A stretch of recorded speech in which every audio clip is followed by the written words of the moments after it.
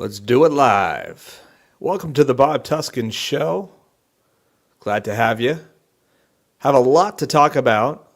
It's the first time in a long time that I'm going to be doing an open lines broadcast. I would love to hear from many of the listeners. I know there's a lot going on and there's a lot on your mind. I want to stay away as much as possible from current events. I have a plan to talk about chemtrails, AI, logical fallacies, the doomsday clock, and a few other subject matters. But I do want to give you a chance to join the broadcast tonight because it's been a while, and I'd like to catch up with you, the listener, and see what's on your mind. So in addition to going over the aforementioned topics, I'll be taking calls throughout the broadcast. You can join us toll-free, 800-313-9443. It's 800-313-9443. So there's a lot in the news right now about Minnesota, and I'm not going to talk about it. I will make one comment at the beginning of the show just to get it out of the way. I do not support the murder of any innocent people practicing their First Amendment or Second Amendment rights. And I don't care what bootlicking, tyrannical philosophy you subscribe to. It is not right to kill another person. This is a natural law right to live, and it's being violated to the nth degree. But this, my dear friends, is just one very minute symptom to a much deeper ill in our world today. At the end of the day, we still don't have the Epstein files out. Not that that's the end all be all. We still don't have what really happened on 9/11 in the masses' face. We still don't have a number of different mass murders, genocides exposed like they should have been, whether it was what happened after 9/11 or even prior to that. So we can get caught up on these figureheads, on these martyrs, and it's going to feed into the divide and conquer, that's for sure, the Hegelian dialectic. But at the end of the day, it really takes us away from getting to the root of the issues. And over the years, it's been something that I know many of you have debated. A lot of people want to point fingers at who the powers that shouldn't be are. And if this host doesn't call out X, Y, or Z, then they're a shill working for the powers that shouldn't be. Well, I think it's important to expose those who are doing the dirty work, who are doing the evil work in our world today. But if we get too caught up on it's this group or that group, it might be a disservice to the movement, or what really is a lack of a movement at this point. It's more of a, pardon the crude expression, bowel movement. So, at the end of the day, if you're somebody who wants me to focus all day long on a specific group of people or a specific person, I'm just not going to do it. Now, that being said, I will never shy away from calling out evildoers. Whether it's an evildoer in the Vatican or it's an evildoer attacking the USS Liberty, I am going to call them out. And I'm going to continue to call them out, and I'm happy to use this platform to do so. But for those of you out there who can't distinguish between a group of people and the individuals amongst that group of people, and you don't understand the nuance of it is not all of this people, but some of this people, then you've crossed the line into what they want, bigotry. You've crossed the line into a world where you have fed into the very thing that they use against us. They want to call you, I don't know, an anti-Semite, a self-hating Jew. They want to call you a conspiracy theorist, a tinfoil hat-wearing nutcase. And when you start to scapegoat entire groups of people without any nuance involved, you're feeding into that agenda. You're doing exactly what the powers that shouldn't be want to do. So I want to open that up to discussion on the broadcast tonight. If you'd like to comment on that discussion, you're more than welcome to do so. We'll take open lines throughout the broadcast. We have 2 hours to get into a whole cornucopia of topics, and I'm sure as heck excited to do so. It's been quite a while since I've been able to do this. So welcome. Thank you so much for joining us. I recently came across a documentary on chemtrails. And I saw a post on social media from someone who was saying that here in my state of Florida, Governor Ron DeSantis had outlawed geoengineering in our skies. Well, as the weather changes, the topic of weather modification has become more prevalent throughout social media and the media itself.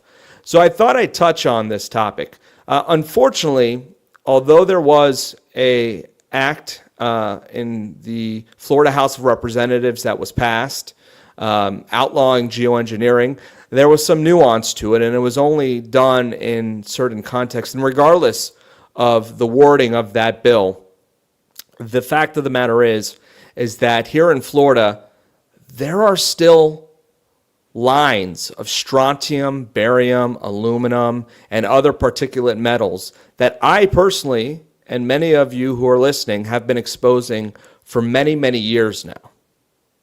They didn't go away because some politician said, heck, we got to stop this. It was kind of cool that they said that. I'm not going to lie. It seems almost surreal that a lamestream politician in the state of Florida decided to say, hey, no more chemtrails. But ultimately, it didn't stop the trails. The trails are still in our skies. Just a little chemtrail 101 for those of you who've forgotten. What's the difference between a contrail and a chemtrail? Do you know the answer to this? It's pretty simple. A contrail or condensation trail dissipates. So you'll see it behind a plane and it'll go away almost instantaneously. A chemtrail will linger and will spread out in the sky, spreading the particulate metals that many folks, including what we presented to the EPA many years ago. If you go back to some of my activism, you'll see we presented to the EPA our findings of what's in these chemtrails by doing rainwater collection and a number of other methods to show that these particulate metals are what is made up of in these or what these chemtrails are made up of, if I can speak straight. So strontium, aluminum, barium, all of these things are in the trails. So although Rick Scott passed this law or this bill or whatever the heck it is, the trails are still there. And then I saw this documentary on Amazon, and I was intrigued by the fact that Amazon has decided to actually put a documentary on this taboo topic. Perhaps nowadays nothing's taboo. The powers that shouldn't be have realized that we have free access to information, and they're basically saying, what are you going to do about it? We don't care if it gets out there. You're not going to do anything about it. And that's why I like to focus on solutions. But I did think this was pretty cool. And let's listen to this trailer for this documentary. It's called Climate Trails. It's going to be on Amazon Prime.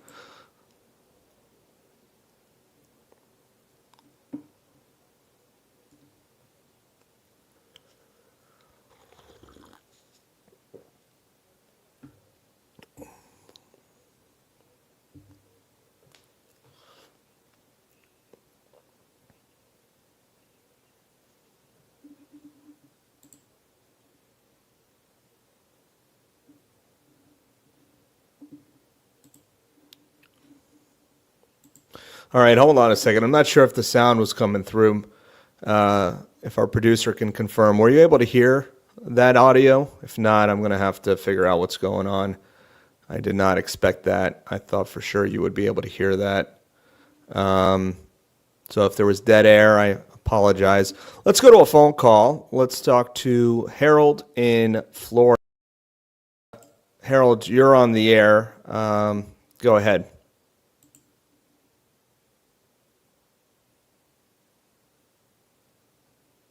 Oh, there we go. Harold, can you hear me?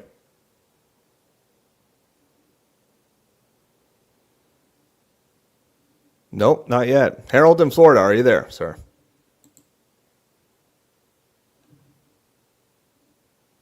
All right. I don't hear the caller. Let's see. Well, how can we do an open lines phone call show if we can't hear the callers? Is the producer able to confirm you hear me at this point? This brings me back to the good old days of technical difficulties. Gotta love it.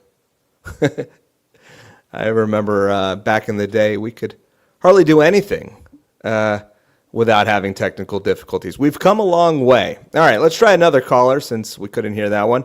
Gregory in California. Gregory, are you there? Hello, Bob. Wow, it's amazing. I hear your voice. Boy, howdy, miracles never cease to amaze me as well. I hear you on that. Say, before I have anything else to say, I'd like to get that guy's name you had on about water, an episode or two ago. Do you recall? Yeah, I sure do. It's my buddy Charles Bodie.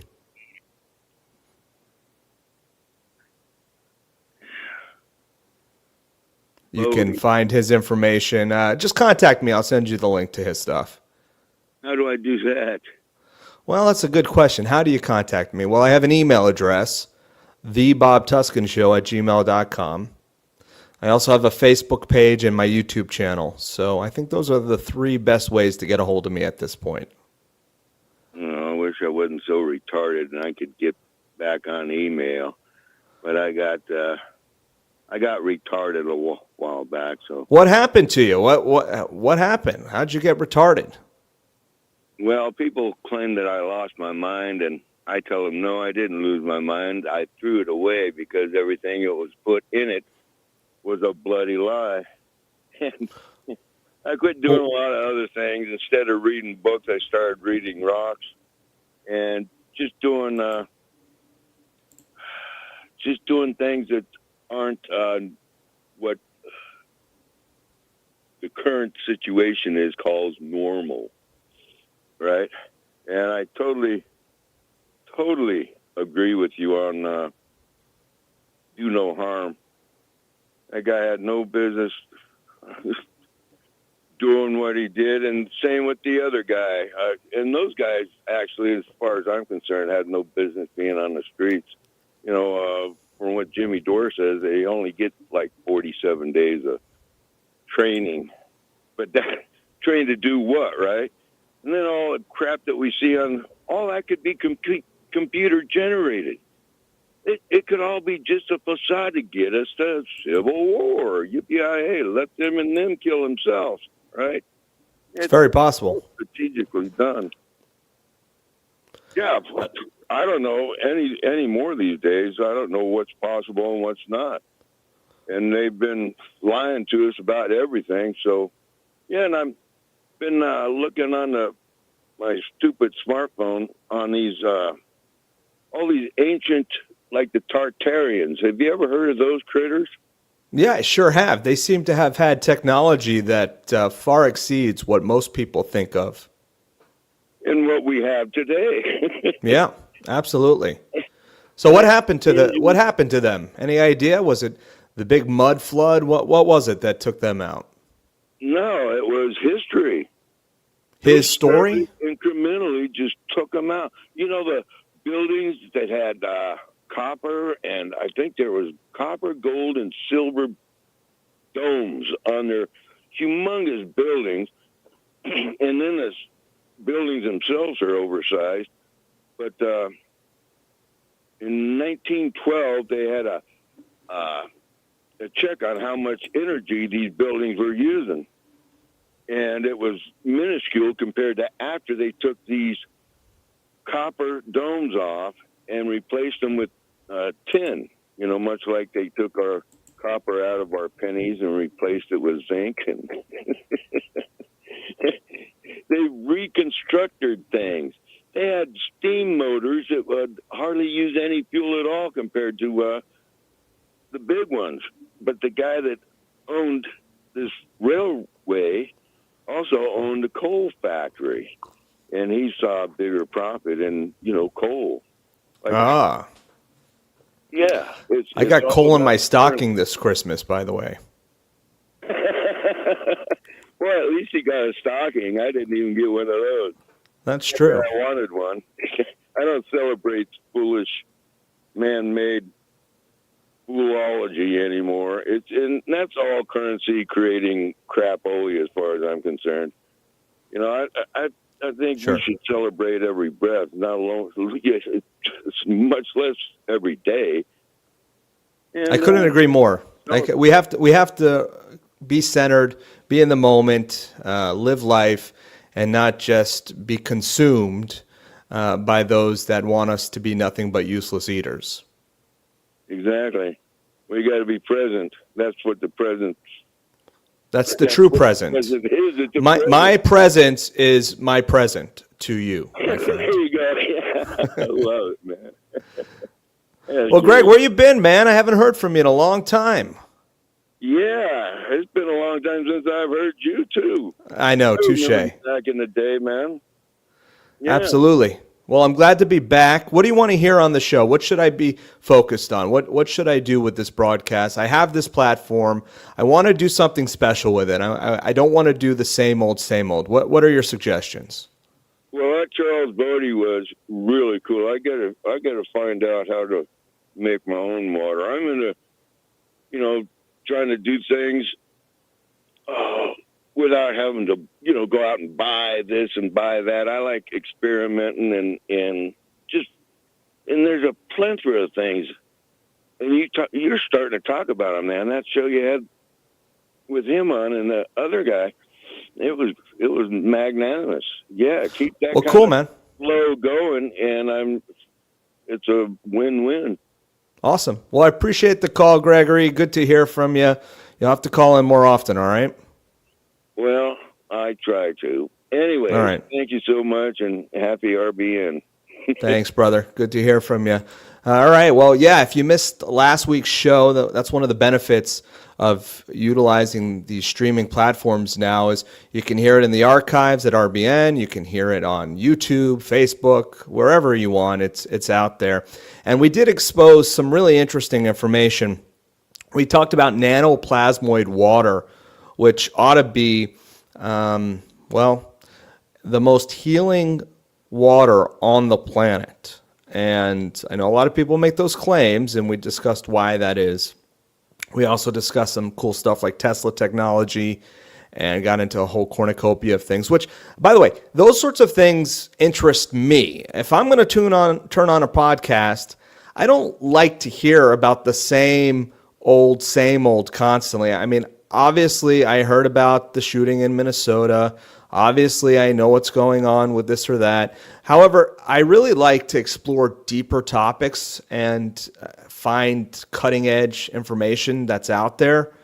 And it's not always pointing the finger or exposing some sort of conspiracy or exposing some sort of evil in our world. Sometimes it's exposing innovation. And that's something that I geek out on, whether it's studying meditation, consciousness, or whatever it might be, or health for that matter. Health, biohacking, those sorts of things fascinate me. And we've been at the front of the line here in regards to exposing that sort of information for many years. Now, it seems that it's become nearly mainstream. We used to talk about taking out fluoride out of the water.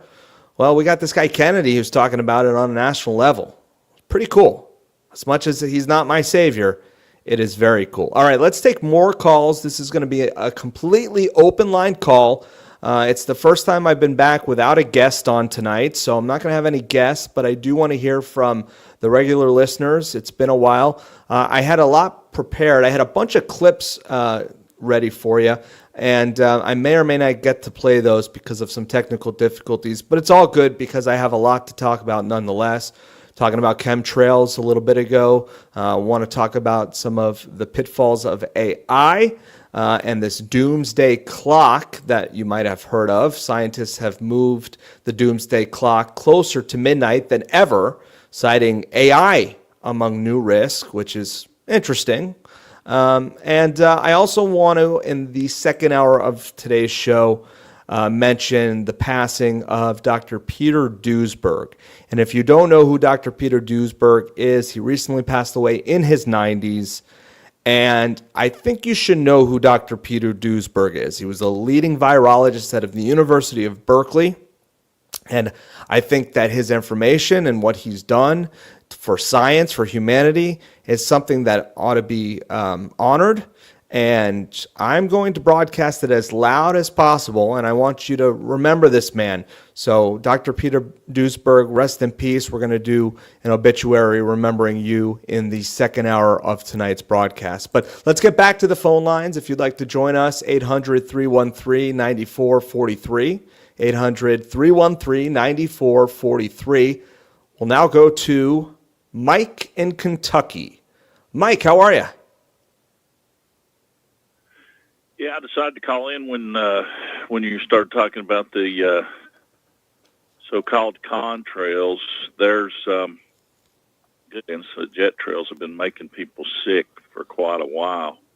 Sure. And I was looking for in a different direction because I'd read about the barium. I think it was barium that was put in the SR-71 jet fuel to try to reduce its radar signature back in the late 60s, I think. And it literally backfired because it increased the radar signature of the SR-71. So I started Googling around probably, I don't even know, it's probably been 8 or 9 years ago, back when a lot of people thought it was tinfoil hat conspiracy, looking for fuel catalysts, oxygenized metal, things like that, because, and this was during Jimmy Carter's administration where they were looking for, the energy of initiatives or whatever he did, including lowering the speed limit nationally to 55 miles an hour.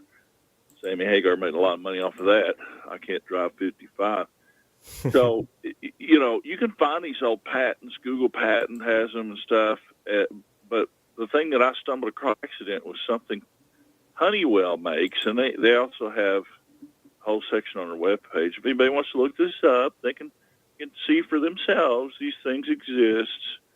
They have they have an entire petrochemical cap market, but in the jet engines, okay, they have an air pump.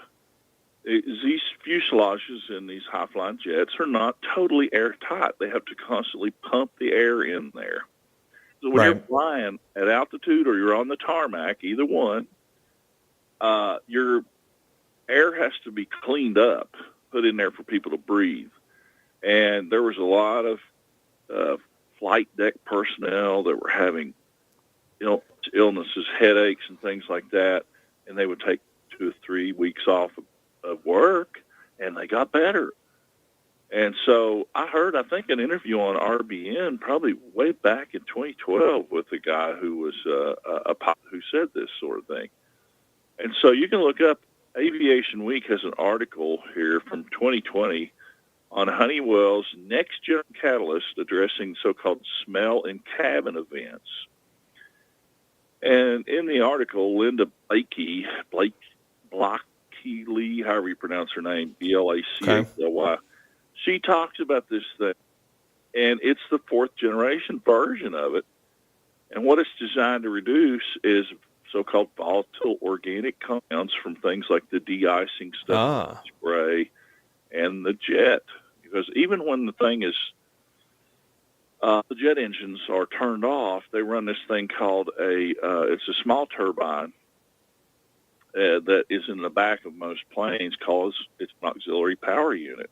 So it's sitting there burning this kerosene-based Jet A fuel, and it's put out all the organic compounds, VOCs, If you've ever known anybody that has kerosene heater, you just about get them where they don't put out some black soot. And Sure. so the smell from a kerosene heater, same thing.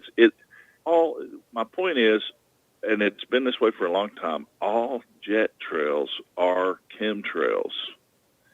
Cannot completely burn jet fuel to where there's no volatile organic compounds and other junk. And in the Okay. last 30 years, the high bypass turbofans make larger air crystals so they linger longer. Well, I mean, there are trails that don't linger, though. I mean, anecdotally, if you look up in the sky, there are trails that seem to dissipate rather quickly.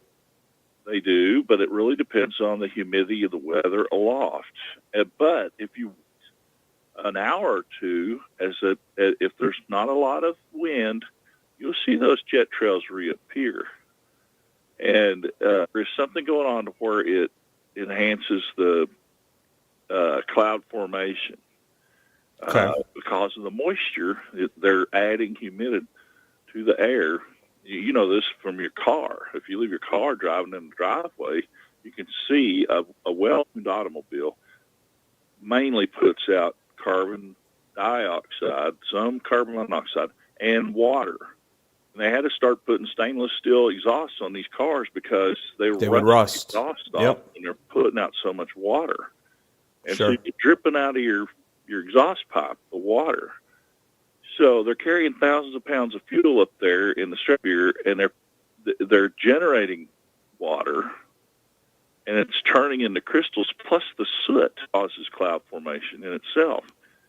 Then, if you're adding stuff like the jet, chemtrail people are talking about fuel catalysts to increase the efficiency of the jet engine, you're going to get a lot of this stuff, aluminum, catalysts, things like this, whatever it is that they're adding to it.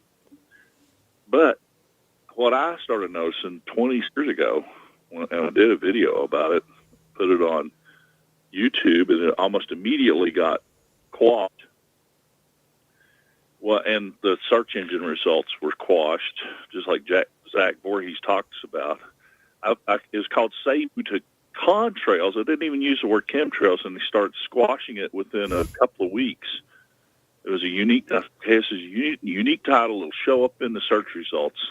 Nope. After about 3 weeks, it disappeared, and you had to start searching into the video sub-searches, even on DuckDuckGo and Start Page. So the subject has been vastly pressed. I know somebody that works in the industry, and they know about it, and they said, yeah, they've suppressed this because there's been quiet splits with people that's been injured because of the repeated career exposure or frequent flyers that have had their health damaged. And that's without anything else to enhance the albedo weather modification stuff. Interesting. Mike, Gary in our chat, 16 years. hold on 1 second, Mike. Gary in our chat says General Aviation is still using lead additives or leaded gasoline, and that's no good either. He says he doesn't know if Jet A uses any lead. That's your small planes, your Piper Cubs and your Cessnas that are using internal combustion engines. They still have leaded fuel. And those engines are being rebuilt and given new life constantly for decades. You may not be able to buy an engine that's brand new made in America, but they rebuild those all the time. So the general aviation is using leaded fuel. And so is some agriculture, I think. Sure. It's a lot harder to get. There's also lead substitute you can put in the fuel. This is something I've been studying on for a long time when I saw it was being suppressed. Just asking the question, what's going on? And you get quashed and censored. I knew this before. Why do you think that is? Why do you think this is such a sensitive topic? It is a big lawsuit waiting to happen, and they're trying their best to suppress the generally dumb public from knowing how much damage just general jet travel is causing, even without stuff to modify the weather. You get into the weather modification stuff, that's a whole nother dirty ball of wax. But if you start noticing about 2 to 3 days before a weather front comes in, sure, we see the trails more prevalently. Yeah, you see the jet trails, and all of a sudden they start showing up the day, especially the day before. And often you'll see a ring around the moon. Now, when I was growing up, we would see a ring around the moon. We knew it was either going to snow or rain within about 2 days.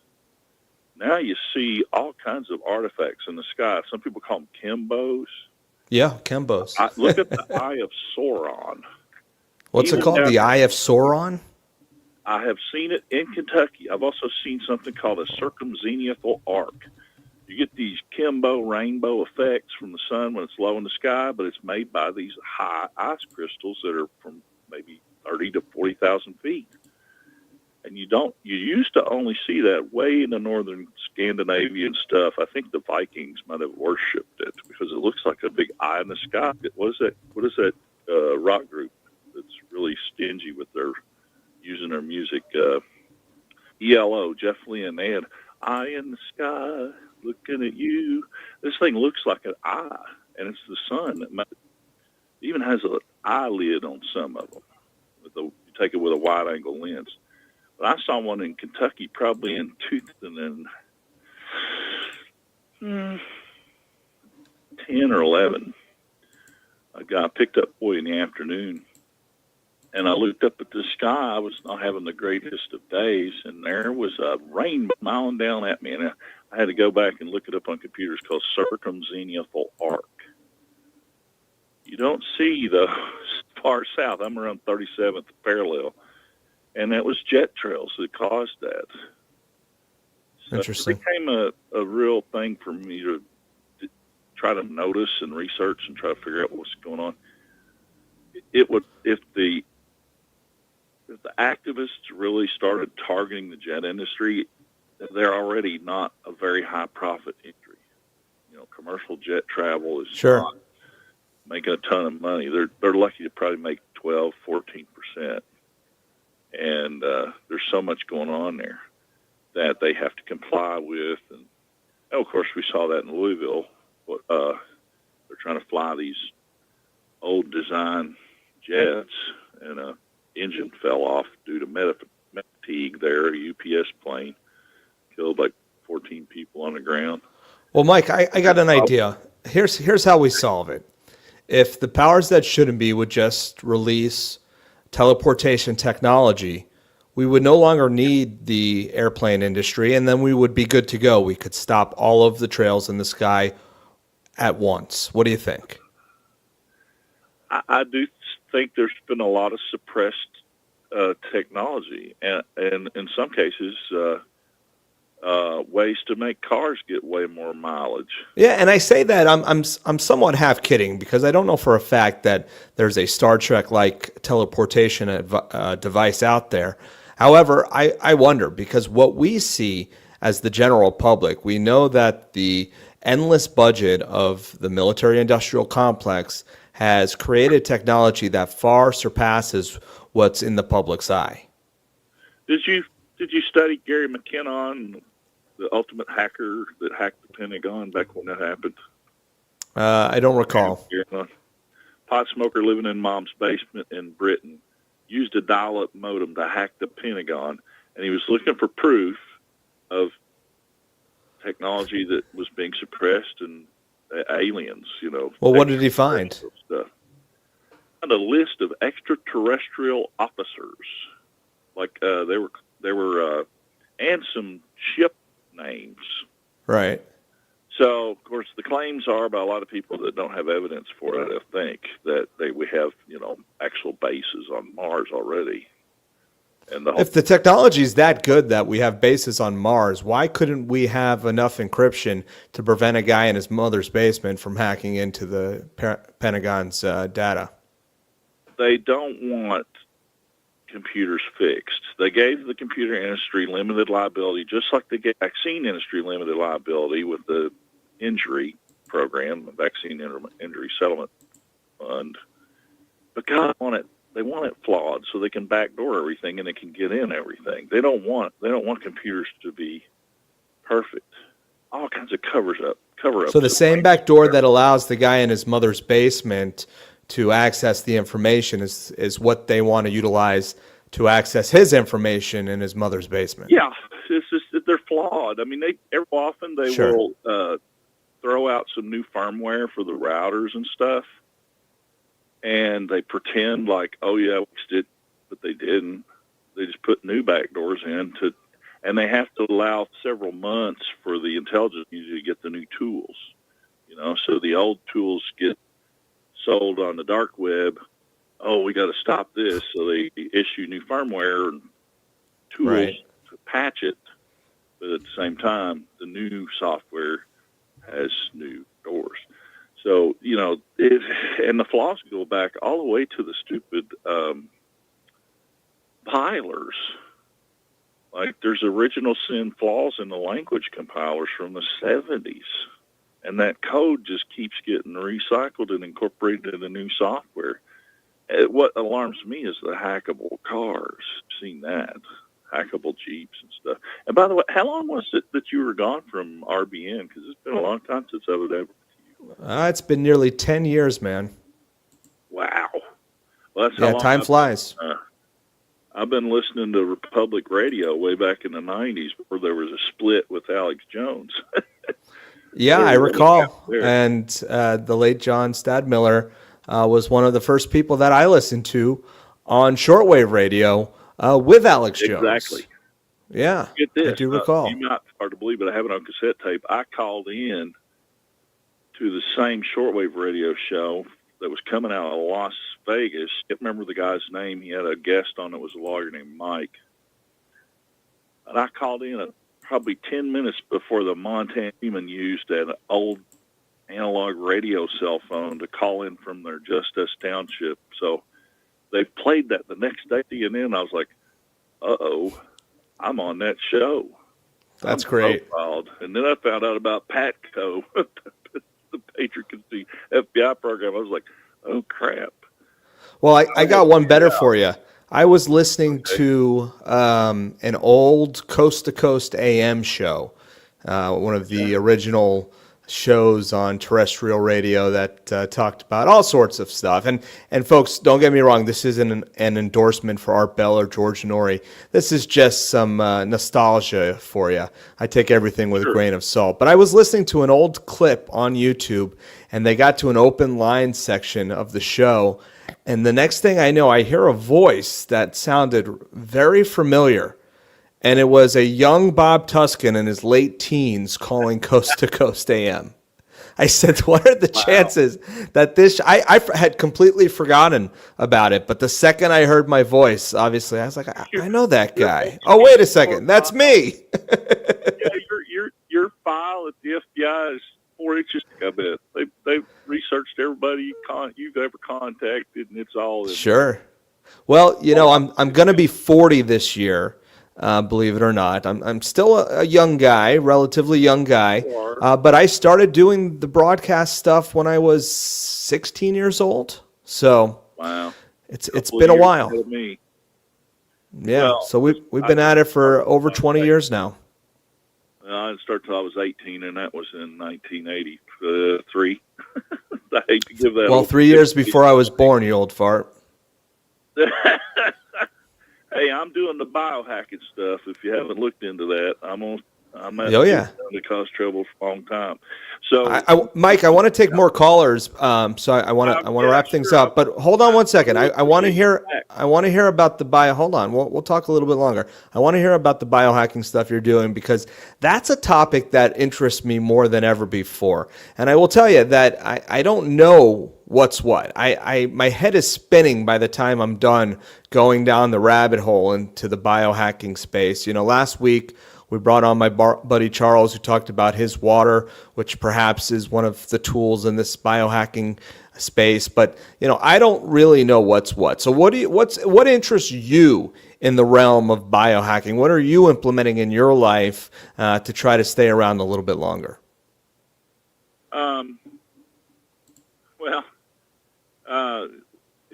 I would look into ways to refurbish your mitochondria and light therapy. Yep. Well, let's talk about mitochondria. The first thing I want to talk about in regards to mitochondria is a buddy of mine who actually has the first of its kind mitochondria test that allows you to do a finger prick for some blood.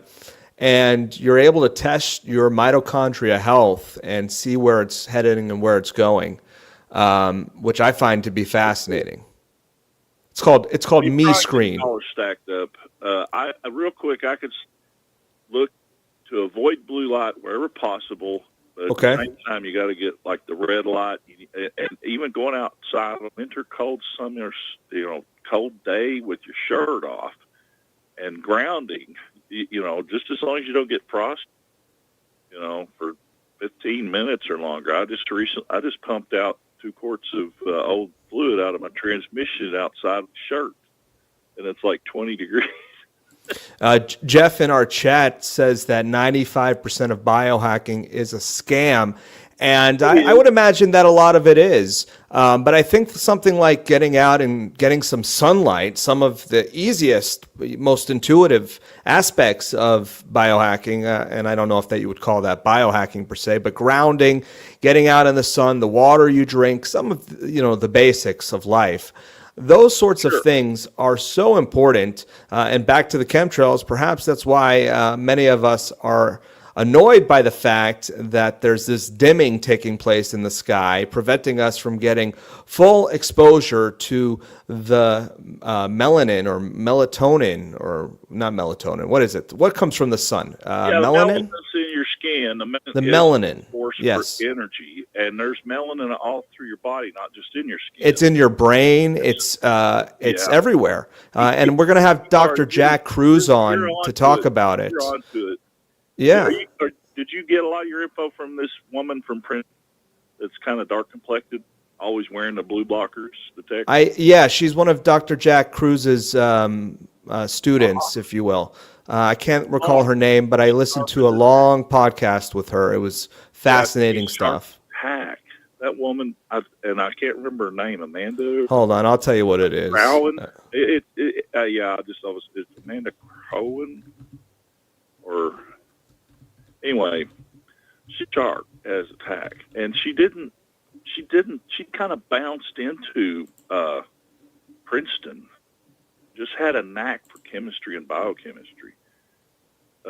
She was doing, mundane work until then, and she did her own, solved a lot of her own health problems. What's that saying? Physician, heal thyself.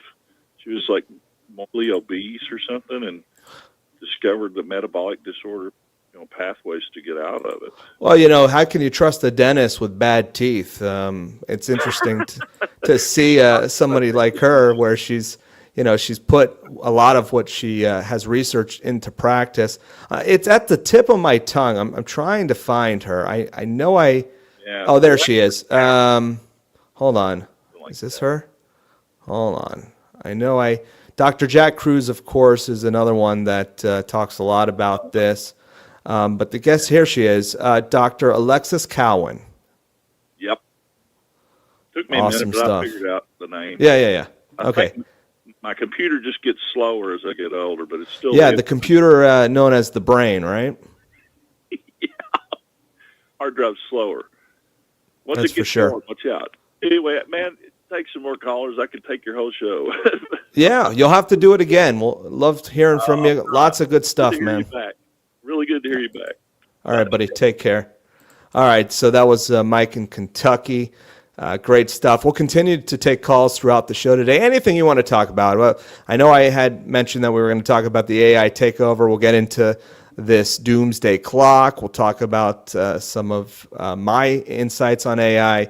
We'll talk about logical fallacies. I wanted to do a piece on logical fallacies, just a refresher. So maybe if we have time and we have a moment, we'll talk about a few logical fallacies just to kind of bring them into focus and provide a prerequisite to any discussion that we might cover on the broadcast. But 800-313-9443 is the phone number. You can participate on YouTube in our chat room as well. But I would love to hear from you on the phone lines. That's one of the cool things about a live broadcast, and one of the things that I appreciate most about being syndicated on the Republic Broadcasting Network is that we're able to take phone callers. And I'm an old school guy. I might be young. I might be almost 40 here, but I still enjoy the good old days. I remember listening, like I said a bit earlier, to Coast to Coast AM with Art Bell. And how many people out there enjoyed the open line segment on the show? You would hear all sorts of funny stuff, interesting stuff. People would call in claiming they were time travelers. You know, they would call in claiming that an alien ate their baby.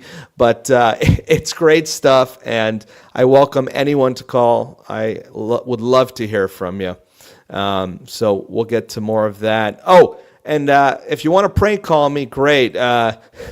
Jeff mentioned in the chat, remember when I prank called Mark Passio? Yeah, I do remember that. A lot of folks listening know Mark Passio's work and know how I was involved with Mark for many, many years in getting his information out. And one day he was live on the air, and I decided to call in. Mark has a bone to pick, rightfully so, with order followers that put morals and ethics aside just because they have to follow orders. And I did a voice, and I called Mark, and I said, "Hey, Mark, this is Tom from whatever, and I'm a police officer, and how dare you say this and that?" And yeah, I was able to get Mark going a little bit. So that was quite fun. Enjoyed that moment. Mark has a great sense of humor, and I think a lot of people listening to this programming, for lack of a better term, it's not programming. No, don't say that. But for those listening to the show, I know you have a sense of humor as well. Let's go back to the phone lines. We do have a few lines open, so if you want to join us, 800-313-9443. Let's talk to Harold in Florida now. Let's see if we can get Harold on this time. Harold, are you with us? Yeah. Yes, I was on hold before, but I hit the button and got off a hold, and here I am. Well, good to have you. I think I recognize this voice. Is this my old friend Harold Save? Yeah, this is from University Avenue when we were holding signs about 9/11 was an inside job. When 9/11, well, Harold, tell people about that, because a lot of people don't recall, but one of the early things that yours truly, Bob Tuskin, was involved with was street activism, where I would take it to the streets with a sign in my hand. And this was at a time where talking about 9/11 was so taboo that we had knives thrown at us from passerbys. Yes. Eduardo, you and I were the triumvirate at that corner, University Avenue and the University of Florida, right there on 13th Street. And we were holding signs and challenging people to argue with us at the stoplight. Yeah. Prove me wrong. We'd get into full-on debates. I would have the bullhorn, nothing like a good bullhorn. And we would actually try to engage in a debate. And the debate doesn't last very long. It lasts about 6 seconds, the same amount of time that Building 7 fell into its own footprint, of course. And you remember the guys in the uniform and the Jeep, they would come around and surveil us every once in a while. They'd make a turn on the corner and they'd give us the eye. Well, do you think they were members of the Mossad, Harold? Well, they might have been, but that's up to question. The one guy on my phone vibrated with a very strange vibration. I got this message in my brain that Hart Stringfellow would like to call in, but he has to bow out for now because he's busy upstairs. Yeah, I don't know. Is that real? Did you really feel that way? I posted a photo of Hart when he was still with us, and one photo after he left with that little creature in the corner there. Anyway, I'll send you that. But let me tell the listeners real quick, Harold, about Hart Stringfellow. Dr. Hart Stringfellow passed away. He was 96. I think he made it to 96. Yeah. And Hart was my friend for almost 20 years. And the man was so beautiful, had a heart of gold, a heart of silver, perhaps, in that he was such a big advocate of buying silver. And I wish Hart was around right now to see how well silver's doing, because that was something he really believed in. He believed silver was going to quadruple very soon, and it sure has since he passed away. Hart was a speaker at the Free Your Mind conference in his 90s. I was able to get Hart all the way up to Philadelphia to do a lecture at Free Your Mind. And he was just an open-minded thinker. He was the president of faculty at the University of Florida, the retired faculty. Yep. But yet he was the most eclectic, open-minded individual. You would never in a million years believe that this mind, this bright star, came from academia. Ironically, Hart was a technocrat. He's into technocracy, which I think between the time he was introduced to it until now, it really changed its character a lot, with brain implants and so forth as the final solution for mankind.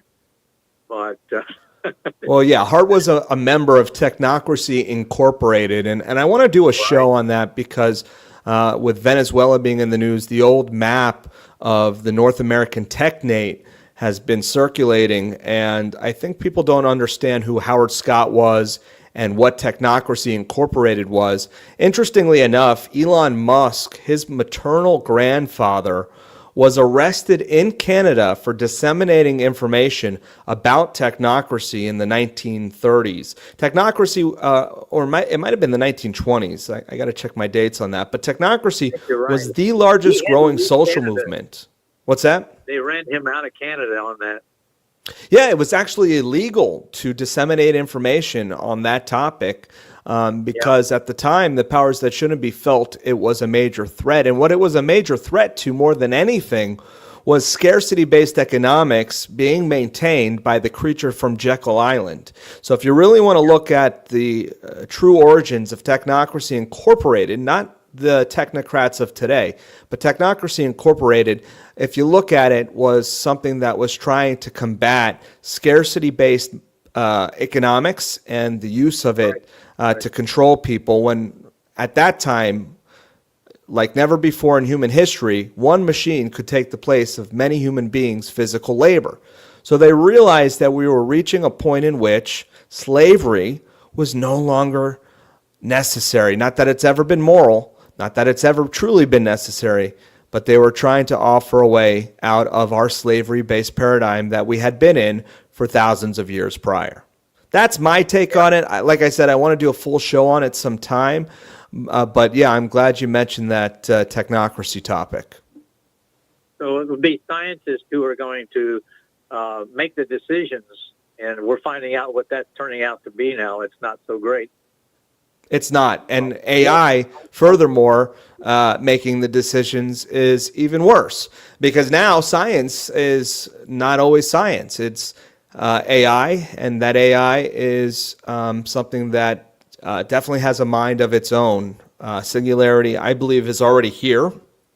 We talk about Ray Kurzweil and what he mentions in regards to singularity. By the way, you know Ray Kurzweil's a head guy at Google right now. Do you know about that? Yeah. It's fascinating stuff. I was watching the movie with Johnny Depp. I believe it's called, what the heck is the name of it? It's the movie about AI. Do you know the movie I'm talking about? Yeah. Johnny Depp. Hold on, let me figure out what the name is. All right, the movie was called Johnny Depp AI. It was called Transcendence. It was released in 2014, and the movie, for the most part, is a joke. But one of the interesting things was he was a professor giving a lecture about AI, and he talks in front of a crowd. And at one point in that scene, the camera pans to the crowd, and guess who's sitting in the audience in 2014 randomly on this movie, Transcendence, with Johnny Depp? Care to guess? Ellis. Nope, close. It was Elon Musk. Yep, it was Elon Musk. Just randomly sitting there. And this was before he was much more of a higher profile individual. So super interesting that the Elon Musk cameo was in there back in 2014. Yeah. Well, I wanted to back up a minute and talk about chemtrails and make a couple of points, if you don't mind. Yeah, please do. Harold, we did a lot about chemtrails back in the day. Going back almost 15 years ago, we went to the EPA and presented our findings. What's your thoughts on chemtrails these days? Well, we have science creeping in to prove that chemtrails are not contrails. And one of the scientists that has solidly proved this in one aspect is J. Marvin Herndon, PhD, who's written a small book with his study in it, and it says that chemtrails are not contrails, and he's the lead author. And he used, he was able to implement a machinery to actually sense the sunlight coming through the chemtrail cloud. And when it did, actually, it did not cool down as ice crystals would. And it kept this, because the temperature remained nearly the same, it was proof that it was solid particles inside those clouds, and it was not ice crystals. So he made the distinction. Right. Interesting. I don't know if you saw this, but Tucker Carlson, funny those words coming out of my mouth, Tucker Carlson did a show recently, I believe, with Dane Wingington. And we had Dane Wingington on the show many, many years ago.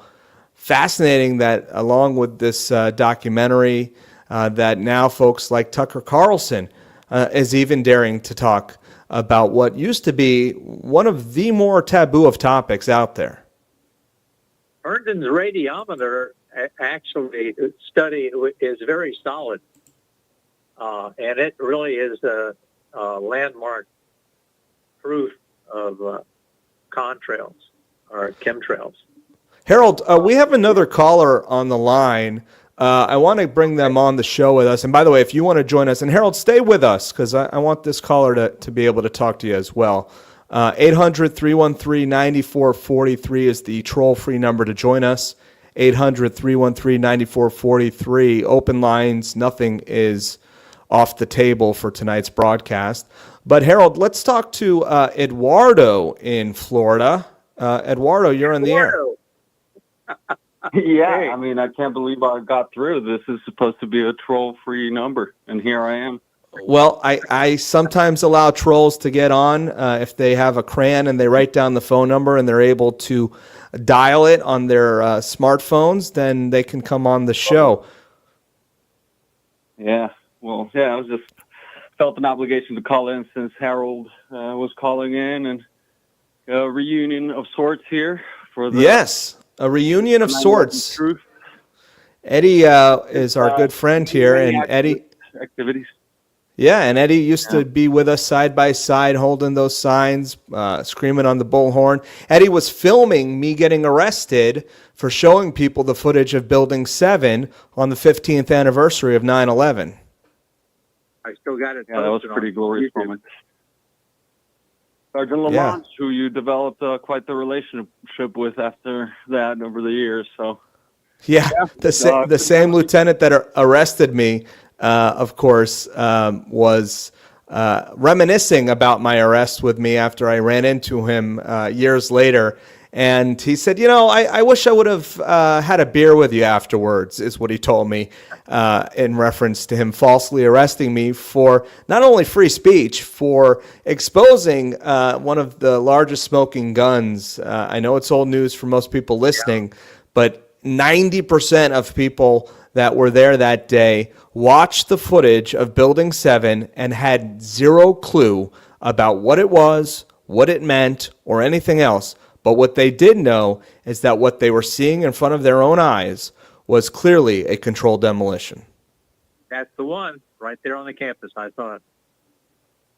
Yeah, That's good right. memories. Bob, I wanted to mention briefly, I know that we've been talking about some documentaries, and you mentioned the one about chemtrails that is now on Amazon Prime. And I wanted to Yeah. mention one documentary that I found very compelling that I watched recently, also on Prime Video, which was by Dr. Stephen Greer, and it is called The Lost Century and How to Regain It, I think. It's definitely called The Lost Century, and it has another tagline, but it goes a lot into free energy technologies, alien technologies, things of that nature, Tesla technology. So I really recommend it. I'm surprised, like you were, to find the Chemtrails documentary, to find this documentary from Dr. Stephen Greer, who most of us know and love, being freely available on such a popular platform as Prime Video. I don't know if you've had the chance to watch that yet. I have not. You recommended it to me, and I definitely need to check that out. Sounds fascinating. 100%, Bob. It really goes into a lot of the free energy thing, which is, I think, the holy grail of liberation of the masses, especially now. I think it was Finland, or one of the Scandinavian countries, that successfully transmitted energy without any sort of power lines, transmitted it right through the air. We talked about that on our broadcast last week with my guest, Charles Bode. And, you know, it's definitely something that the powers that shouldn't be want to keep suppressed, because that sort of abundance is a threat. It's a major threat. Now, let me ask you this question, and Ed, I'll let you answer it first, and then Harold, I'll get your take on it as well. If we did see a free energy device, or just have the proof, for that matter, that an over unity situation is real and does exist, do you think that it could be used in an aberrant way? Do you think that if the general public had access to an abundant source of free energy, that somehow it could be used to do harm? Just like an atomic weapon has certain principles that could be used for good, but it has been used to kill and destroy. Ed, your thoughts first. Is it possible that it would be such a threat to humanity that if it got out there, it would quickly devolve into an aberrant thing? Absolutely. I think it's all about intention, and we definitely have to be careful of the powers controlling this sort of thing, and that is one of the subjects of the documentary I mentioned with Dr. Stephen Greer. What he's currently doing right now in his laboratory is trying to develop this technology. He is doing under a 24/7 live stream to assure the safety of the project and the participants, and also for transparency, you know, so that nothing can be kept hidden. And one of the main things that he mentioned and kept going back to is the reason these technologies have failed in the past is because there is a certain sense by some of these people that are trying to develop them that they need to get paid. They need their payday at the end. And that has been a major obstacle to being able to put these out there, available to the public, so that it can benefit the general population instead of a few elite. Sure. Just like any other technology. Well, Eddie, it's been 10 years since I've been broadcasting regularly. And you know this behind the scenes, Eddie, but yours truly was working to get a free energy device out there. And it's a story for a full broadcast that at some point I want to do, because I think it's an important story. But the long story short was that we had attempted to develop a technology. I'm not going to say where it was found, but there was an inventor found somewhere internationally, and we saw firsthand an over unity device that was able to provide a ton of electricity in a closed loop system. We were able to check for any magic tricks. We lifted it off the ground looking for any secret wires. We had third-party validators, SGS and others, come and look at it. And after searching for many years with the aid of several brilliant people and investors as well, we seem to have found the over Unity device that we all had been looking for. And what happened since then is, as I said, a story for another show, but it's one that I will tell and I will share with the listeners because I think it's important. But you know about that, Ed, and it's unfortunate that still now in 2026, we don't have something like that in the hands of the general public, and I would love to see that happen still. Absolutely, and that's why the name of Dr. Greer's documentary is The Lost Century, because this technology has been around for, give or take, 100 years, and it has just been suppressed. It has been kept secret. Of course, a lot of us did a lot of research about the water car back in the day with Daniel Dingle and a couple of the other inventors that were here in the U.S. Developing this sort of technology, and documentaries that, and even just regular news broadcasts that back in the 70s and 80s. Dr. Meyer, and others. Dr. Meyer, correct. People dropping dead miraculously or mysteriously. No, it wasn't a miracle. It was mysteriously, not miraculously. Wrong word. But yeah, absolutely. And Jeff, Ed, in the chat says, we used to have free energy before the reset. He brings up the Tartarian brick theory as well. All of these things are fascinating, and I would love to see the information get out there for us to proliferate this sort of energy.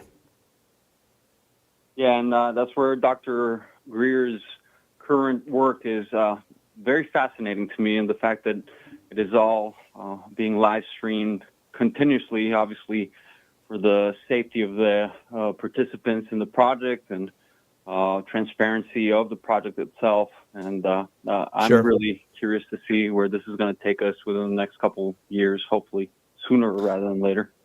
Well, I'm skeptical of it, but that skepticism won't get in the way of me being open-minded to accept it if it comes out and the facts are there, and if we can use it for good, I'm all for it.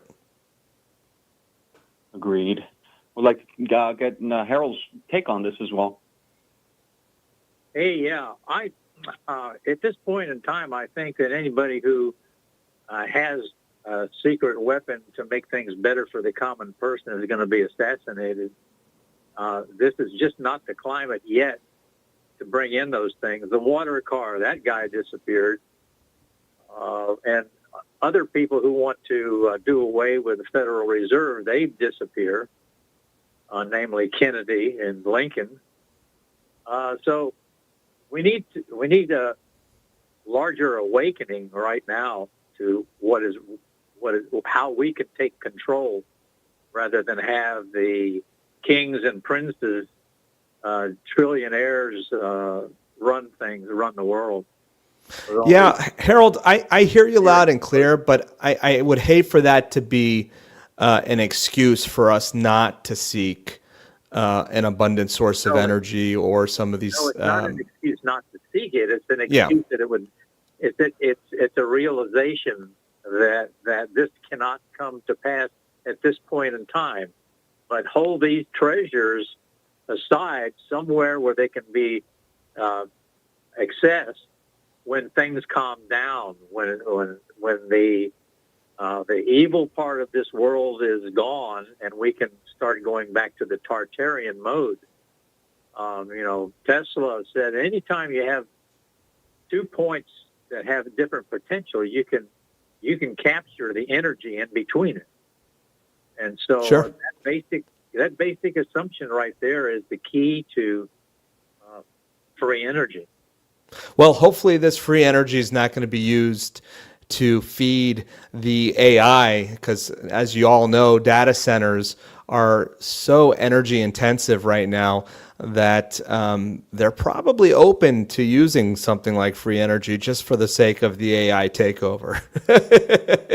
It's a scary thought. Isn't it? Because just when they really need it, they need access to it. Right, exactly. And that may Very be, scary stuff. instead, they're going back to nuclear generation. Yeah, Microsoft, I think they purchased Nine Island, no, what's it called? Oh, geez, I'm drawing a blank. But they purchased the old nuclear site. And the cooling requirements of these things are just out of sight, and so they always have to be built on water. No matter even how powered, they need to be built near water sources. Yeah, and even not too far from us, the Crystal River nuclear facility on the Gulf of Florida, the Gulf of America, is not active at the moment. But the problem, and one of the downsides of nuclear technology, is that even if it's not active, it still requires a certain amount of cooling to take place for the rest of its life. So that's pretty scary, and it's pretty scary when we see events like Fukushima or something happening with perhaps a hurricane off the coast threatening the nuclear facility in Crystal River. We don't know what's going to happen. So I don't live my life in fear of these sorts of things, but at the same time, I'm not an ostrich, and I'm certainly not going to be putting my head in the sand ignoring these things. Yeah, that's for sure.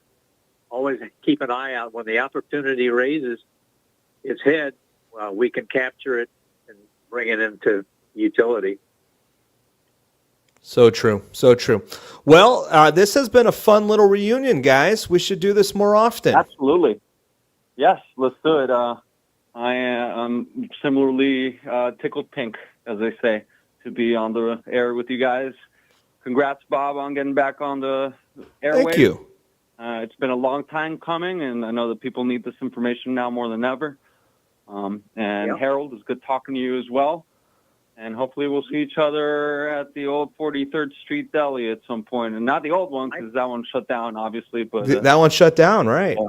The one on Wilson Road shut down.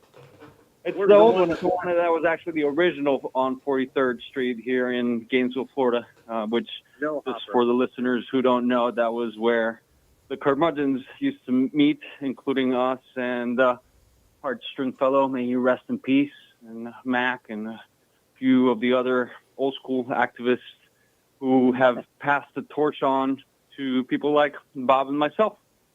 So hopefully we'll be able to do that. It was a great group of guys. A lot of them have passed away. I want to say we lost Dr. Hart Stringfellow. We lost Broward Hunter, who was a member of the group not too long ago.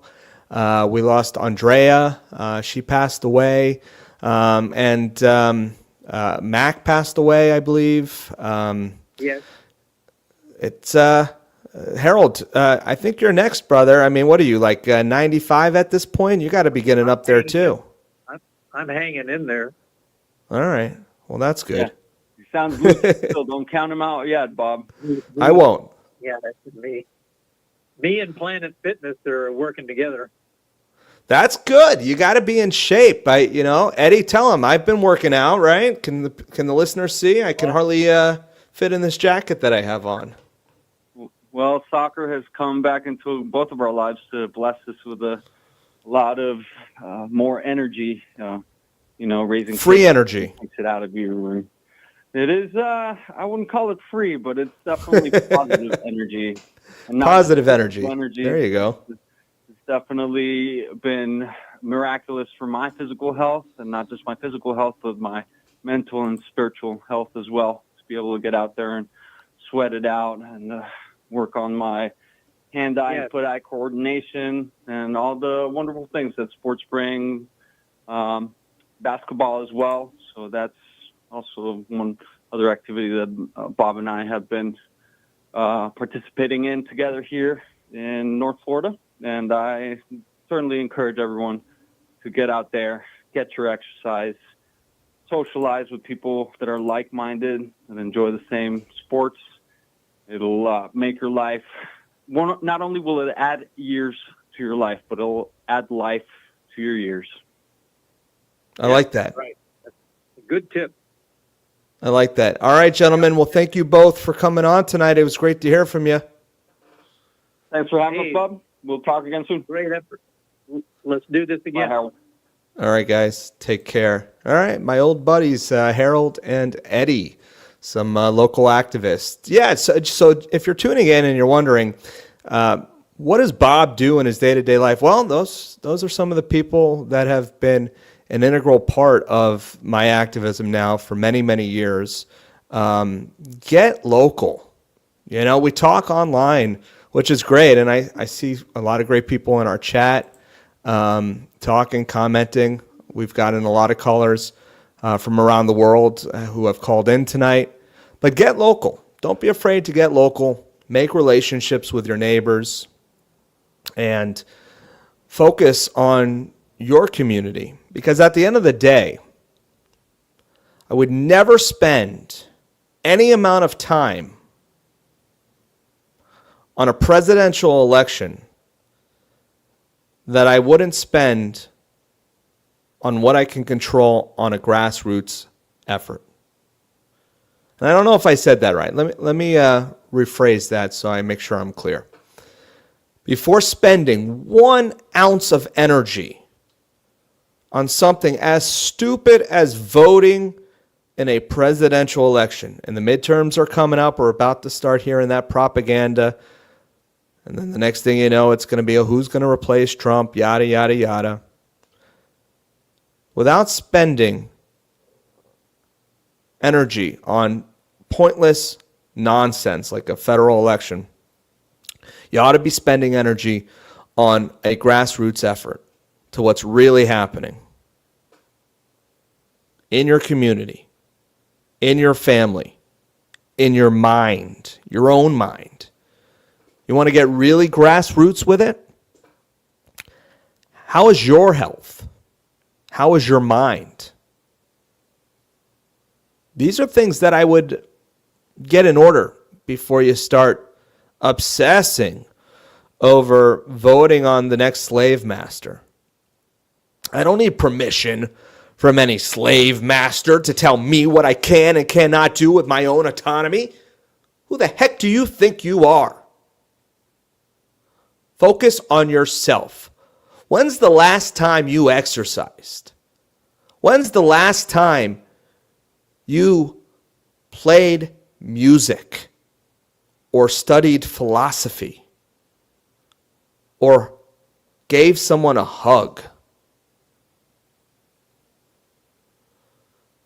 Do you go fishing ever? Okay, don't go fishing. Don't hurt the fish.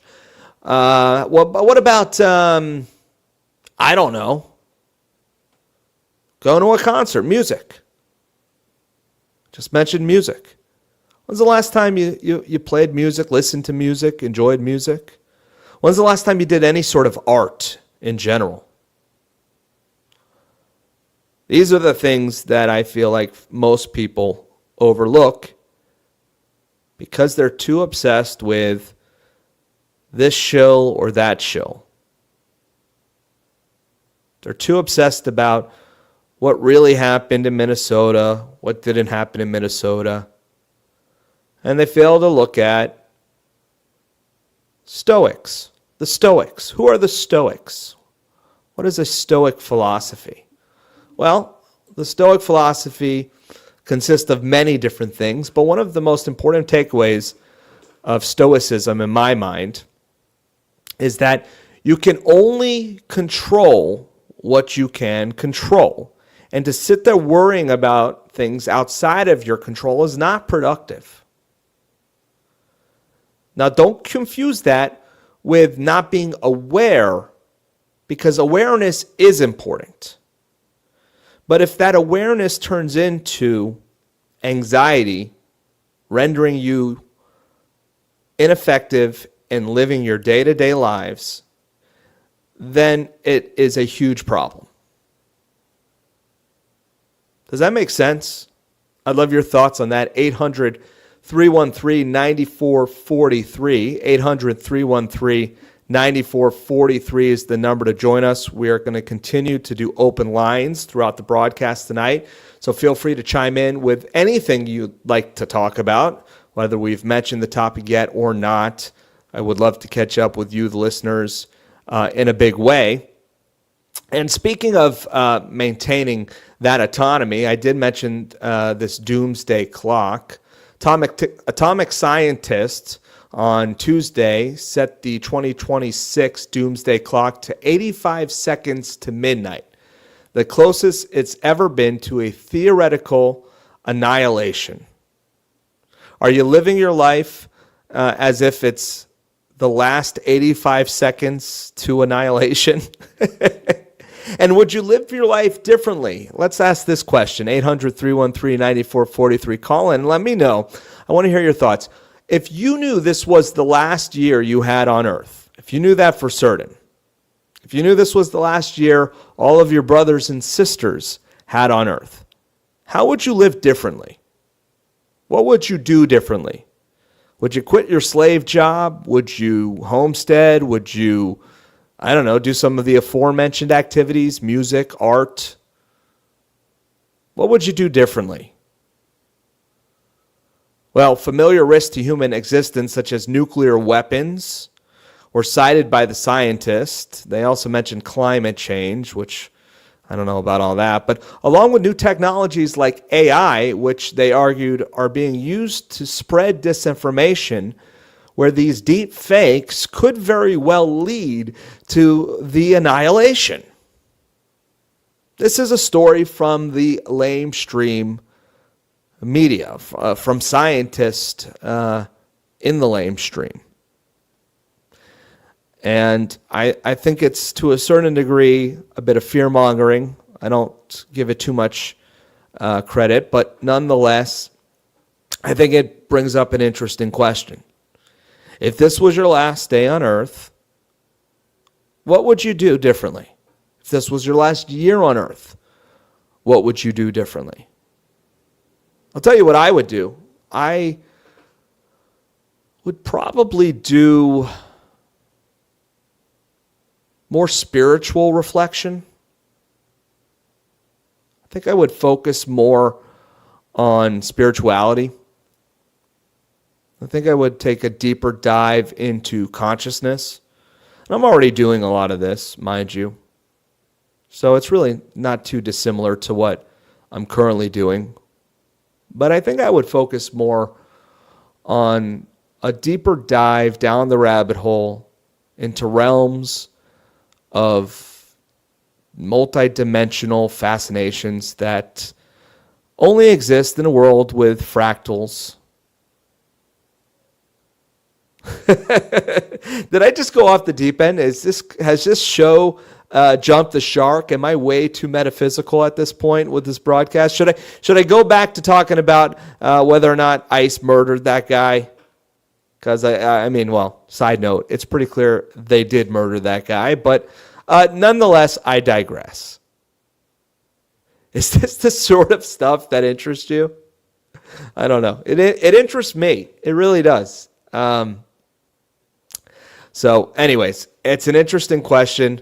We'll take some calls on that and anything else that you'd like to talk about. 800-313-9443. But before I do all of that, I did promise, and I teased in the first hour of the broadcast, that we would provide a obituary for the great Dr. Peter Duesberg.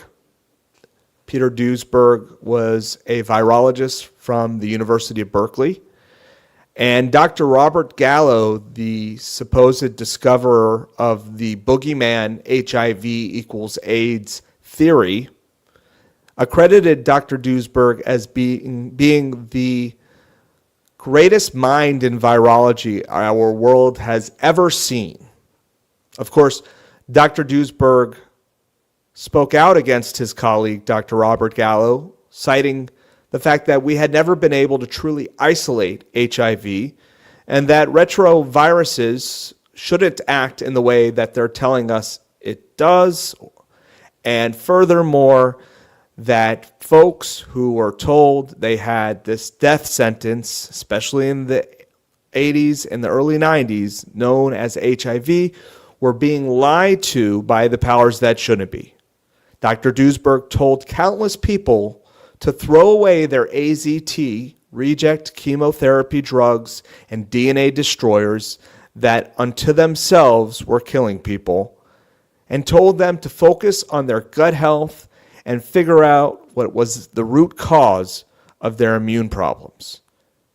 This bright mind in virology should have won a Nobel Peace Prize, like his dear friend and colleague, Dr. Kary Mullis, who passed away a few years before the COVID propaganda was proliferated. These great minds in virology now more than ever need to be heard because, of course, we've seen how virology has been weaponized to control populations. It's been weaponized not literally in a lab, but more so in a boardroom to propagandize people with the idea that these things will kill them. I was able to interview Dr. Duesberg on a few occasions, and not only was he one of the greatest whistleblowers of our time, but he was an absolutely beautiful human being. His German accent, I'll always remember. And I'm glad I'm back on the air. I'm sad that I have to do this obituary, but for those who don't know, Dr. Peter Duesberg passed away recently, and he will be missed dearly, but his message will continue to be relevant for years to come. Love you, Duesberg. Take care, buddy. All right, we'll go back to the phone lines. We have about a half hour left of the broadcast, and I would love to hear from you. Open lines, like the old Coast to Coast AM open line days where anything goes. Of course, we've been talking about chemtrails. We've talked about AI. We've talked about, all sorts of things. But we'll go to the phone lines now, and we will welcome George in Alabama to the line. Hi, George. How are you? I'm doing good. How you doing?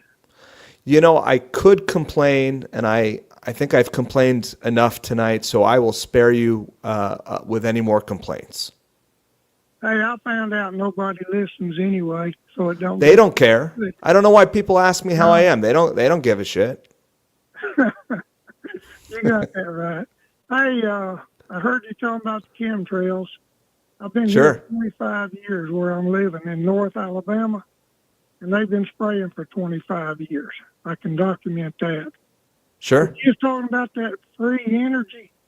Didn't Tesla come up with that? Well, Tesla certainly had a lot of information that may or may not have led to a free energy device. His Warden Tower was suppressed. And it's very possible Tesla had the secret sauce. And it would be lovely if that had been proliferated before his death. Well, have you ever heard of Al Bielek? Sure. Al Bielek was famous for having been in the Philadelphia experiment, if I'm not mistaken. If you got that right. He also talked about the Montauk Project, and Montauk, Long Island, of course, was the home of Tesla's Warden Tower. Yeah. Well, according to him, he did get that going, but the person that owned General Electric bought the patent from him, because he said, we're not going to give away electricity, we're going to sell it. That's what Al Bielek said. Now, I got a DVD on him. It's 5 hours of his life history. And he talks about things that people won't believe, but he says, like, beam me up, Scotty, you see it on TV? He said they already got it. Yeah. He's on that DVD that he's been to the moon twice in a time travel chair up there at Long Island.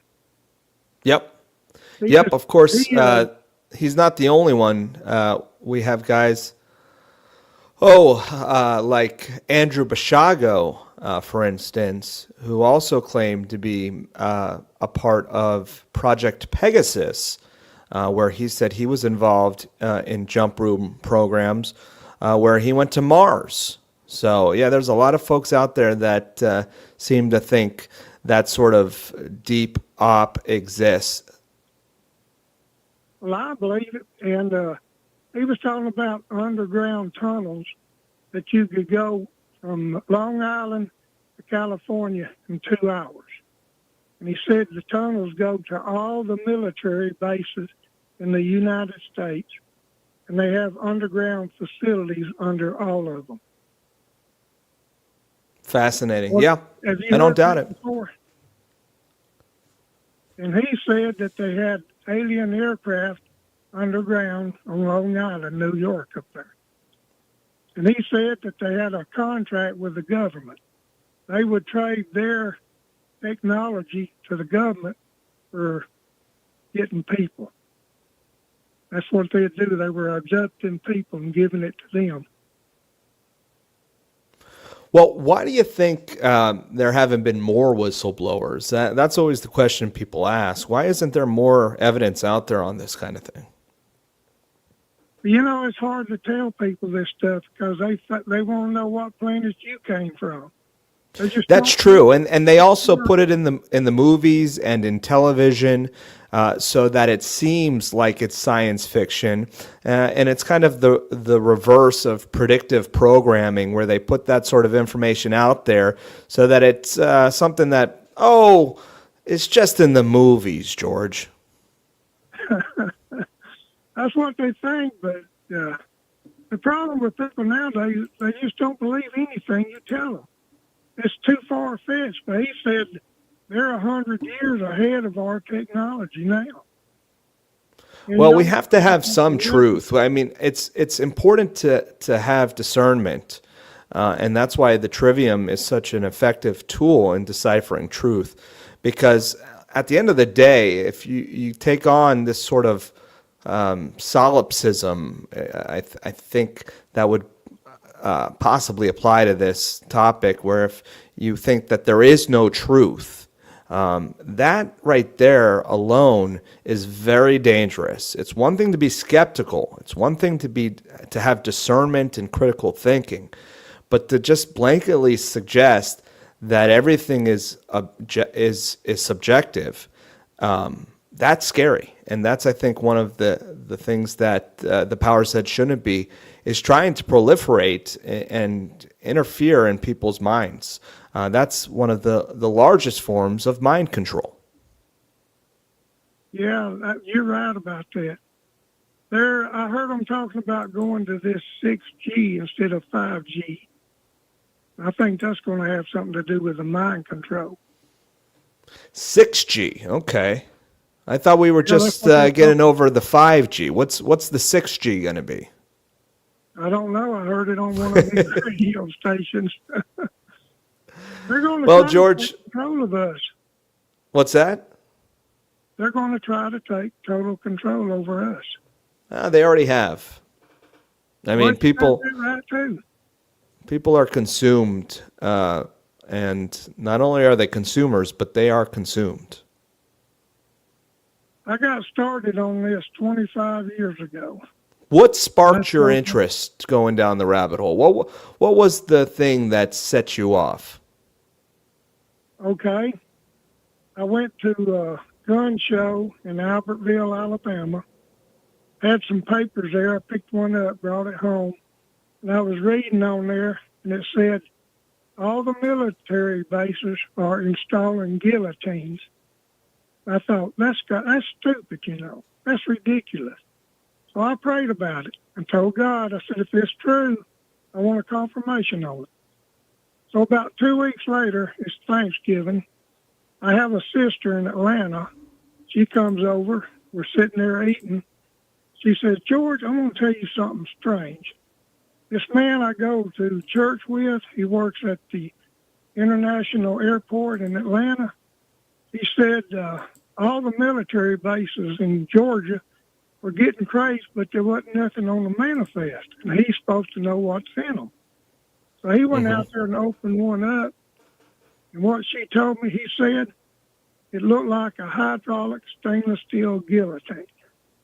So that's what sparked my interest. Because, if somebody else had come to me and told me that, it might have been hard for me to believe, but my own sister. So that's what really set me afire. Yeah, of course, So I got remember hearing. on everything. Yep, interesting. Of course, I remember hearing a lot about these coffins that the military was moving around for mass graves. And I say coffins, they were big plastic bins to fit countless bodies, and that kind of stuff scares me, to be honest. Yeah, But I've got that on the DVD. do you? It was over in Georgia. Yeah, they had been moving that stuff, and there's been people for many years. My old friend Shepard Ambellis of the Intel Hub filmed the trains moving these materials, and of course we know that the FEMA camps are out there. They do exist. I'm sure you've done a deep dive into the world of FEMA camps, George. Oh, I got it all on DVD. The trains hauling tanks from foreign countries, United Nations. Have you seen the movie called Amerigeddon? Amerigeddon. I don't recall if I've seen that one. Chuck Norris' brother made that movie. Interesting. It's about an EMP going off. Yeah. Shows Yeah. what's going to happen. If you could ever Well, get one, you need to get it and watch it. Yeah, I definitely will check that out, George. Thank you. I had Stein on the show. What was it? Jeffrey Stein, many years ago, who wrote the book When Technology Fails. And he did an amazing amount of work on the threat of an EMP and how Congress, on 2 different occasions, completely ignored this massive threat of an EMP, which would render the grid useless, which would change everything in our world today in such a grand way that, it would just be completely horrible for us as humanity to go through that. And what he said in his book, When Technology Fails, and I have a copy of that somewhere here in my library, really resonated with me. So I ended up giving a lecture at one of the Free Your Mind conferences on preparedness. It was called Beans, Bullets, and Band-Aids. And whether or not an EMP is the reason for the downfall of our society, or if it's an economic collapse, or if it's war, or whatever it may or may not be, I decided I was going to do a lecture on preparedness and try to focus on different ways to maintain our sovereignty and our safety for us and our family and our communities. So I gave this talk called Beans, Bullets, and Band-Aids. Well, long story long, after the lecture, a person came up to me and he said, Bob, I enjoyed your lecture. It was all great stuff. I want to tell you something. And I said, yeah, what's that? I would love to hear it. And he said, well, I don't tell this to a lot of people, Bob, but I actually work for FEMA. So now this guy's got my attention. I said, oh, really? He goes, well, yeah, I don't want to say exactly what I do for FEMA, but let's just say I'm a higher up. And I said, okay, tell me more. Well, the gentleman went on to tell me that essentially everything that I mentioned in my lecture was very important, and that there are good people in the ranks, so to speak, at FEMA who are deeply troubled by the possibility of a major catastrophic event happening, and are truly wanting people to heed the advice of preparedness and getting ready. And he said to me, thank you for what you do, and I hope that people listen and get prepared. And I will never forget that conversation, George, because anecdotally it validated something that I already knew to be true, but hearing it from someone who was a potential whistleblower amongst FEMA itself was fascinating. Yeah, we need more whistleblowers like that. That's for sure. We sure do. It's hard to convince people. You know, I go sit with a lot of people at a restaurant, and nobody in there knows what's going on. Then if you try to single somebody out and talk to them about something, they look like, what planet are you from? You know, they don't want to hear it. They don't want to live, you know, knowing that stuff.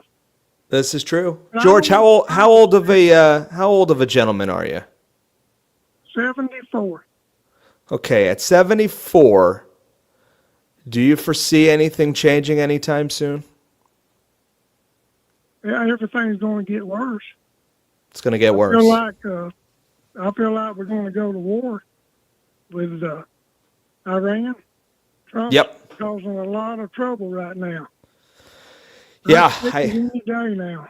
I have yet to even bring up the Iranian situation, although I should. It's current events, but yet I think it's important, and I've been warning for some time now about how devastating a conflict in Iran would be. Well, we got Israel to look out for, too. Are we looking out for Israel, or is Israel looking out for us, or is it neither? Israel is more or less watching us. They will beat That's right. Up, but Russia will intervene on it. It's what I'm afraid of. Russia and China, and I mean, is this what in 1984 by George Orwell they called the never-ending war with the East at this point? Yeah. I think China will go after, what's that little country? Taiwan. Taiwan. They'll want to take it. Yeah. You know, the Bible says overnight everything will become naught. So what I'm thinking that is, like you said, EMP, electricity go down, cars go down, cell phones go down. You can imagine what's going to happen. Yeah, it's scary to think, but again, when I start going down this train of thought, I always go back to what I can grasp, what I can control. And although I do want to be aware of these geopolitical quagmires, I also want to focus on making sure that my family is protected as much as possible.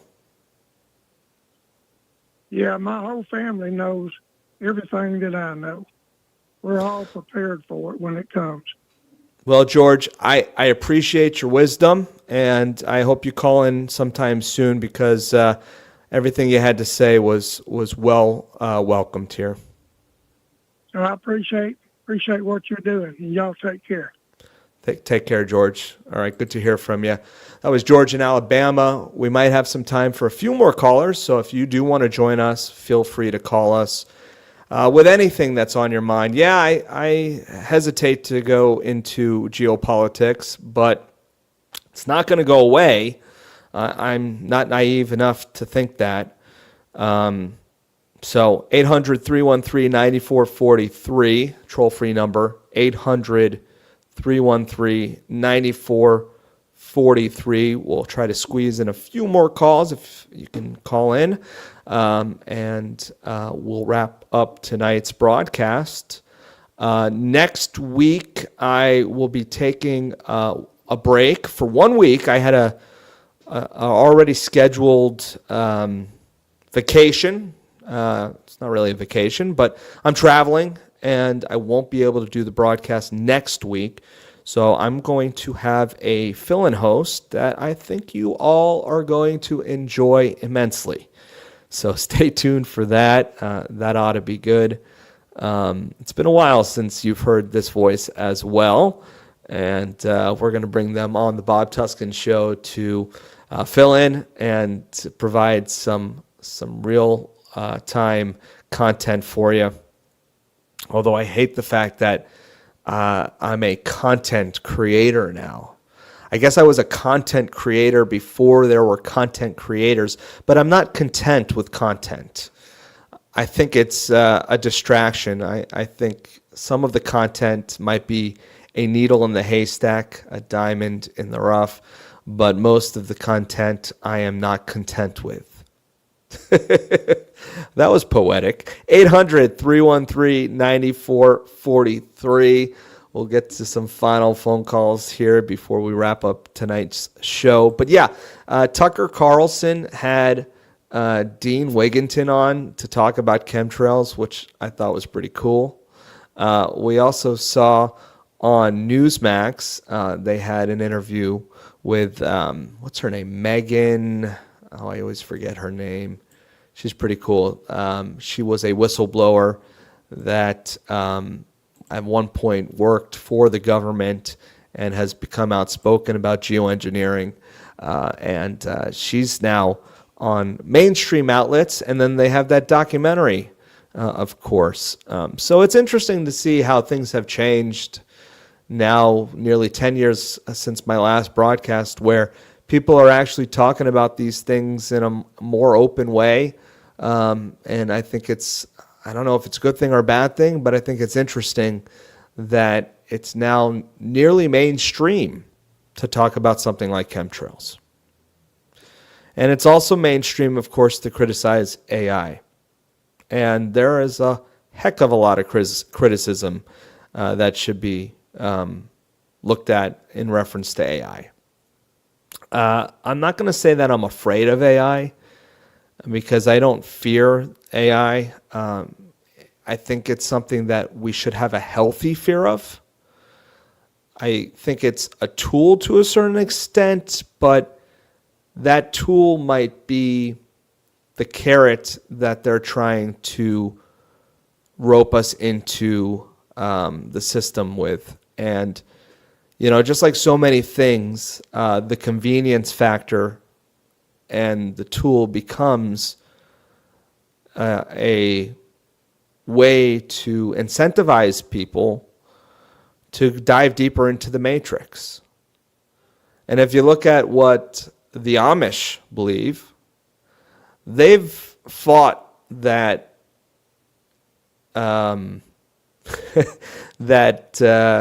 convenience for religious beliefs in their case. But they've fought that convenience and have continued to live healthy lives, productive lives. They don't have autism in that community, interestingly enough. And the mark of the beast is something that they are working hard to not succumb to. Now, that being said, am I completely someone who doesn't believe in any source of technology or utilization of technology? No, I'll admit it. I have a smartphone, so I must not be that smart. And I know the dangers of these phones. And, we talk about tracking. We got the flock cameras, but we have them tracking us, and we've known this for many years. We carry around a smartphone. It's one of the dumbest things we've incorporated. Now, is it a tool? Excuse me. Is it a tool? Yeah. It's a tool. So I digress. I can rant on this for a bit, but like I said, I do want to squeeze in some final phone calls before the end of the broadcast tonight. So we'll do kind of a rapid fire in the last few minutes here. So anybody who wants to jump on, now's your opportunity. Let's go to Fritz in Kentucky. You're on the line. Hi, Fritz. Hello. I want to mention my experience in Russia. Yeah, you traveled to Russia? Yeah, at least a month every year. What was that like? Tell me about it. Well, I was going to get to the chemtrail thing. I looked up at the sky. It was a clear, sunny day, and it was the bluest sky I'd seen in years. It was like the sky I saw when I was a kid. I'm 64 now. So Are you saying, Fritz, that there are no chemtrails in Russia? well, at least not on that day that I can see. Usually I'm in St. Petersburg, and it's always kind of cloudy there anyhow, so you wouldn't know one way or the other. That's true. But, on this particular day, it was sunny and clear, and the bluest sky I've seen in ages. Now, on the other hand, people in St. Petersburg all say, and with dead serious, anytime that Vladimir Putin comes to St. Petersburg, you can bet it's going to be sunny. That's interesting. Yeah. And the other point I want to make is I think one of the reasons that our government hates Russia so much is that they'd like to get in there and cover that huge chunk of land that comprises Russia and China, for that matter. You look at a map; it's massive. Yeah, the two largest countries in the world. They can't put any chemtrails there. Yeah, who knows? That's a good thought. Fritz, thanks for the call, brother. Good to hear from you. Okay, thank you. Take care. Yeah, I don't know. Who knows?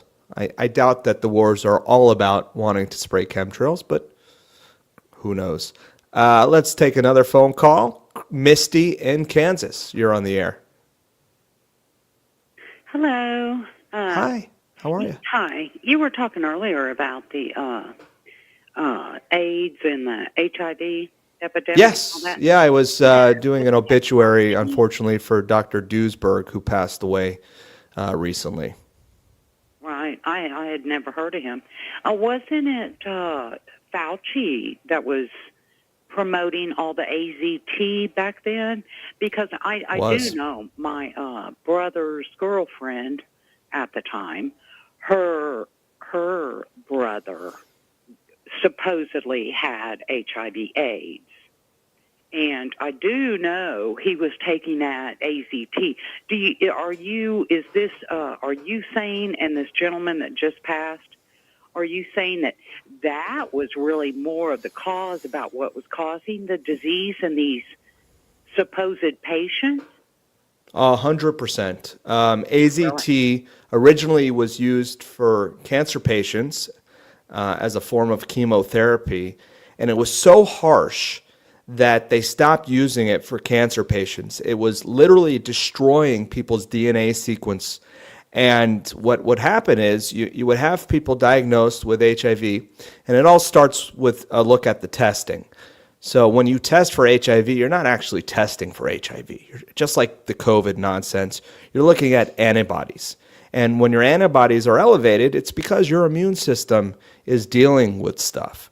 So rather than addressing the underlying issues of your compromised immune system, they were telling people they had HIV, giving them AZT, a DNA destroyer, and reject chemotherapy drug, and also telling them that this was a death sentence, that they were going to die.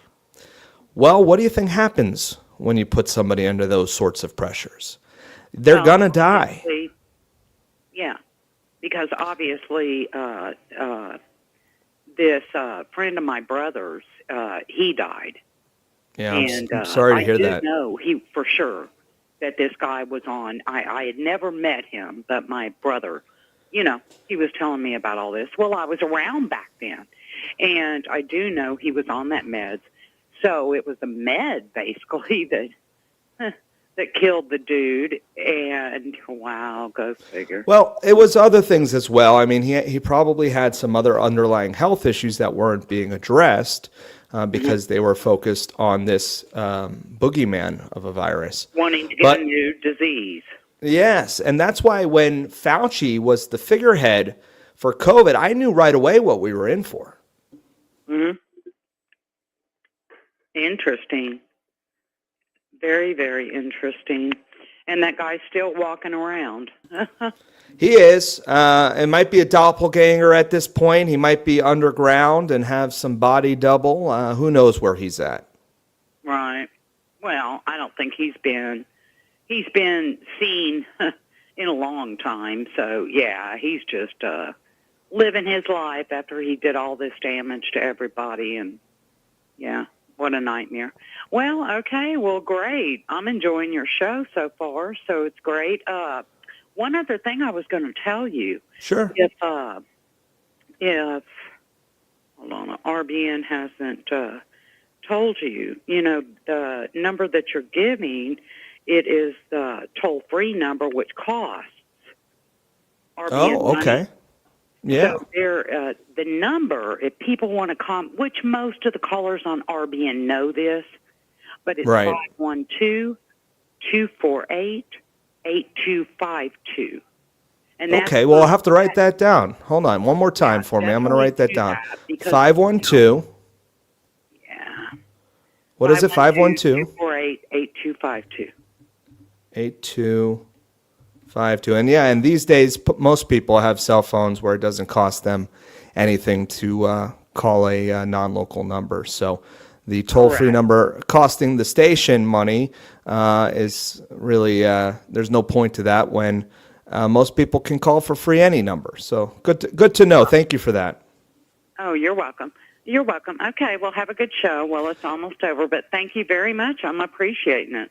All right. Well, thank you for listening. I'm appreciating it too. It's been great to be back on the air after all this time, and I got a lot planned for this broadcast. A lot to come. I see somebody's in the YouTube calling me a cuckoo. Hi. Thank you. I wish you would call in. I like to take callers that disagree with me. It's fun to hear from the choir, but I also like a nice debate once in a while. I am the master debater after all. All right, folks, we're just about out of time. Maybe we could squeeze in one more call, but if not, I'm just going to wrap things up. And thank you to Misty, who pointed out that people can call us up at 512-248-8252. Excuse me. All right, well, that just about does it for the broadcast tonight. Next week, like I said, I am going to have a special guest host, which I think you guys are going to enjoy immensely.